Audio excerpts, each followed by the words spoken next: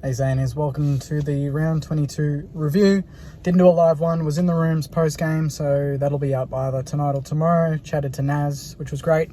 But to the game, 51-99, 48-point win.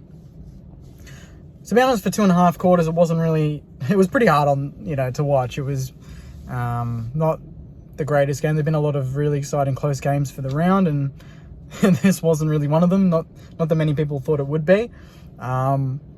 I was kind of just a little bit worried that maybe after last week there might be a little bit of a lull, maybe a bit of complacency creeping in, especially 2-3 weeks out from the season. You kind of can understand that a little bit, but to the boys' credit, they were pretty solid in the second half. The first half was a bit of a worry, especially the way it ended. We gave up 2 goals late, and that's classic Saints red time goals. It was only like 14 points in half time. So Richmond, despite not being great for the majority of the first 2.5 quarters, was still within reach, and that was kind of the big worry for me because I thought we were pretty comfortable. But if anything, the key takeout from this game is, geez, imagine if we had another stable ruckman that could allow Rowe to play deep for the majority of the game. How good would that be? Marshall was, again, pretty much best on ground, kicked 2 or 3 goals. Membry was good. I was a bit disappointed in the smalls. Butler and Higgins really didn't do anything until the last 5 minutes when the game was sewn up. So there was a bit of junk time glory there from their end. I don't know what their pressure numbers were, but I thought Richmond kind of worked the ball out of the back half pretty easily for the most part. Like their first 2 or 3, even 4 kicks from when we scored it behind out of defense, that was pretty comfortable. We allowed them that space, and we're lucky that they don't really have a target to kick to in the forward line. Jacob Kajitsky, Bolter played back. Samson Ryan, I think it is, he played deep and still a very raw sort of player. So we didn't really have anything to worry about there. So it's no surprise that Wilkie and Battle particularly had, monster numbers in terms of marks and disposals and rebound 50s. Would have been good to hit the ton. Paddy Dow, 20 and a goal was solid. Hunter Clark and Ronnie Burns were obviously returning, and I think Ronnie Burns was more of a standout to me than Clark. Clark had a few clangers that were disappointing, but still put his head over the football and tried his best, as he always does. And Burns is just the connector, doesn't accumulate a lot of the ball, but when he gets it, he generally uses it pretty well, and another solid game from his end. Machito. Credit to Machito. He's been down for a lot of this season, but this was a good game from him.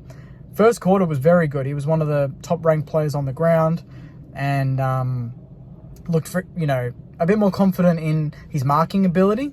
He was clunking them a lot more using his body, and he was taking the game on and running, which we know last year was a kind of a big standout. Was not just his contested ball stuff, but once he got it, breaking away with acceleration, and he did that on a couple of occasions tonight, which was nice. But for the majority of the game, to be honest, Sainers, it wasn't really one that had moments. It was very similar for every quarter. Just felt like we gradually got hold of the game a little bit more in the second half. The first quarter was a bit of a shootout. Second quarter, we started really well. Looked like we were getting away. Richmond pegged us back. And then the second half was, I would say, pretty comfortable without having to, hit top gear or anything remotely in that area. I thought maybe aerially we could have been better in the first half. Against Essendon, that was probably the big standout, was how good our contested marking was, and that kind of separated us from Essendon and allowed us to take a lot of shots on goal and get them from good spots.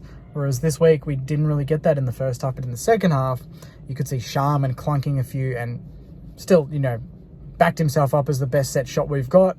Marshall clunked a few. Membry got going. Mason Wood on the wing got going.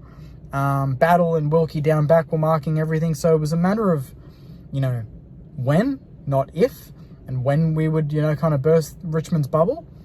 Because their pressure was pretty good for the majority of the game. It was just, like I said, they broke down going inside 50, and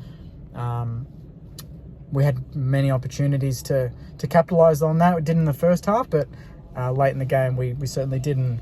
We walk away with 48-point win. So I wouldn't say we learnt much in this game about our crew. If anything, the key takeaway is, we bounced back against, from a pretty embarrassing performance last week.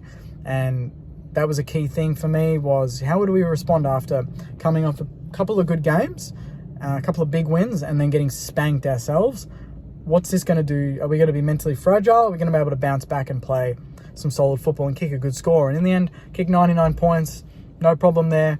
And now there's no excuses in the next 2 weeks not to be up for it, because we're playing an informed Geelong who are going for top 4. We're playing Carlton, who could be playing for their lives in round 24. If they win next week against the Eagles, then it's do or die. And it's basically a final against us in the final game of the season in a sellout at Marvel. So stay tuned for that. In a couple of weeks, we've got the Cats, but good to end the weekend. It's been a bit of a tough week for the club, for the fans especially. So it was good to see the boys get the chocolates and get the win today as well. So take care, Saners. Thanks for watching. My interview with Naz will be up in the coming day, and then obviously 5 things we learned along with the podcast and everything during the week. So take care, Saners. Enjoy the win, and as always, go you mighty Saners. See you guys.